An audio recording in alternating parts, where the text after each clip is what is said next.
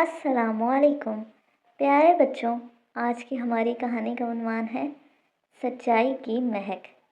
بہت پرانے وقتوں کی بات ہے، مشرق کے ایک عظیم الشان ملک میں سلطان جلال الدین نامی ایک بادشاہ حکومت کرتا تھا۔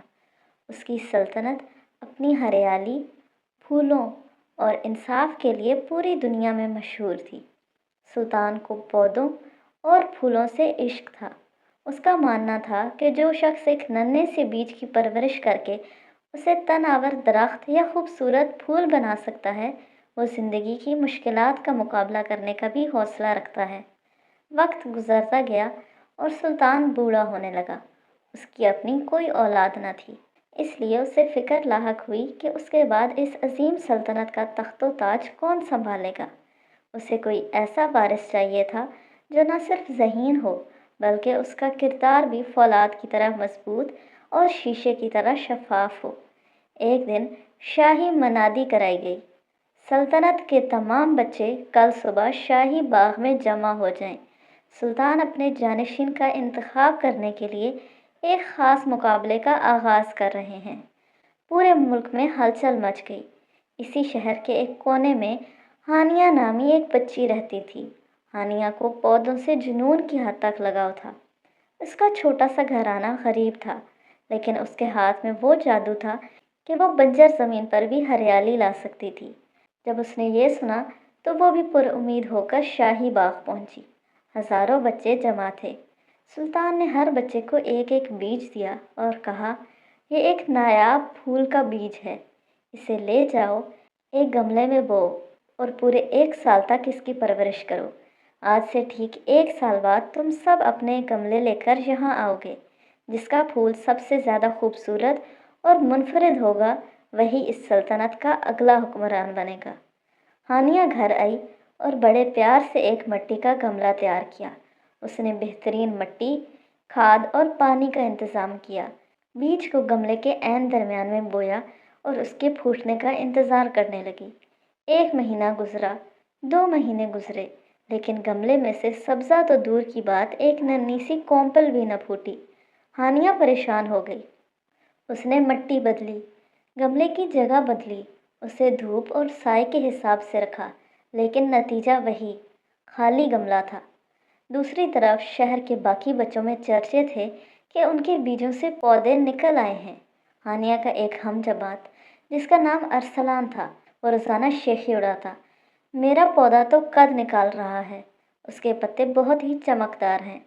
ہانیہ کے دل میں وسوسے آنے لگے، کیا مجھ سے کوئی غلطی ہو گئی ہے؟ کیا میرا بیج خراب تھا؟ لیکن اس نے ہمت نہ ہاری۔ وہ روزانہ اس خالی گملے سے باتیں کرتی، اسے پانی دیتی، جیسے اس مردہ مٹی میں زندگی کی امید رکھی ہو۔ 6 مہینے گزر گئے۔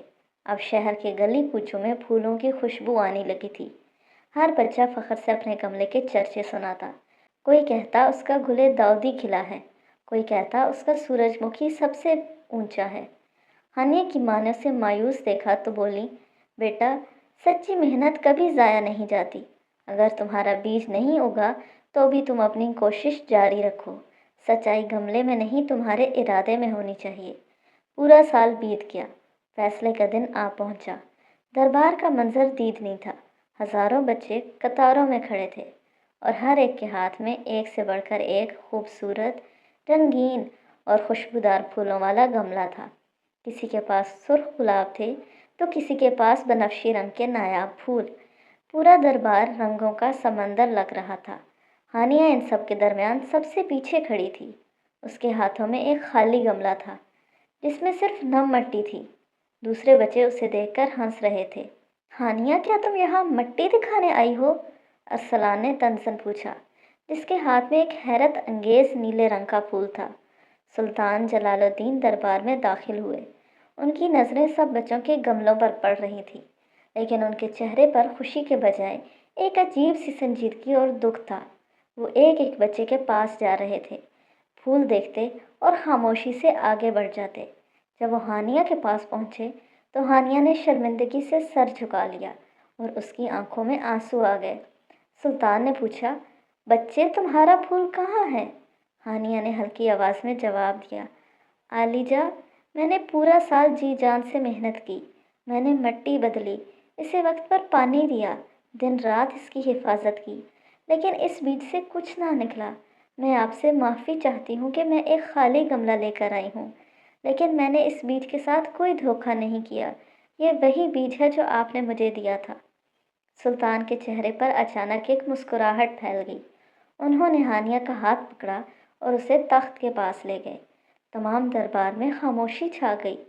سلطان نے بلند آواز میں کہا، میرے عزیز اہل وطن اور بچوں، آج مجھے میری سلطنت کا وارث مل گیا ہے۔ انہوں نے ہانیہ کی طرف اشارہ کیا اور بولے، آپ سب حیران ہوں گے کہ میں نے اتنے خوبصورت پھولوں کو چھوڑ کر اس خالی گملے والی لڑکی کو کیوں چنا۔ سچ تو یہ ہے کہ پچھلے سال میں نے آپ سب کو جو بیج دیے تھے وہ سب ابلے ہوئے تھے۔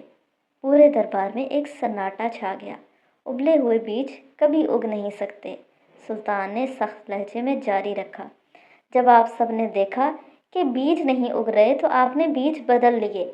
آپ نے خوبصورت پھول بازاروں سے خریدے یا دوسرے بیج بوئے تاکہ آپ بادشاہ بن سکیں۔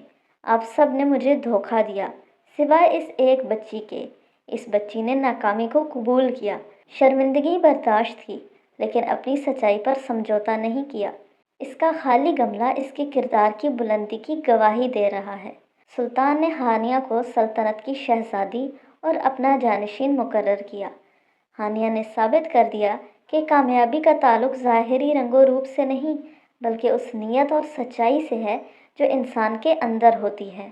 وہ سلطنت جو پہلے پھولوں کے لیے مشہور تھی، اب انصاف اور سچائی کی خوشبو کے لیے جانی جانے لگی۔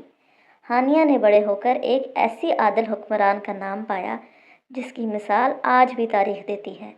تو پیارے بچوں، آج کی کہانی سے ہم نے کیا سیکھا؟ آج کی کہانی سے ہم نے سیکھا کہ زندگی میں سچائی، صبر اور ایمانداری سب سے بڑی طاقت ہے۔ آج کی کہانی سے ہم نے یہ سبق سیکھے کہ سچ ہمیشہ کامیاب ہوتا ہے، چاہے سچائی کا راستہ کتنا ہی مشکل کیوں نہ ہو۔ آخر میں عزت اور کامیابی اسی کو ملتی ہے جو سچ پر قائم رہتا ہے۔ ناکامی شرمندگی نہیں ہوتی۔ ہانیہ کا گملہ خالی تھا، لیکن اس کا دل اور نیت صاف اور پاک تھی۔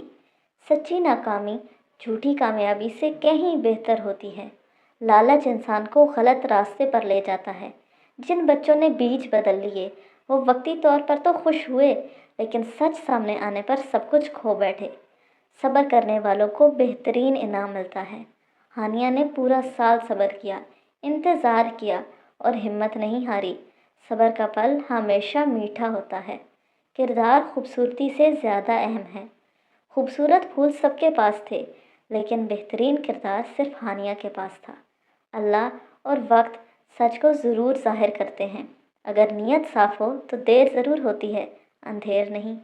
ہمیں ہر حال میں ایماندار رہنا چاہیے، چاہے نتیجہ ہمارے حق میں نظر نہ آئے، کیونکہ اصل کامیابی تخت، دولت یا تعریف نہیں، بلکہ اچھا کردار اور سچا دل ہے۔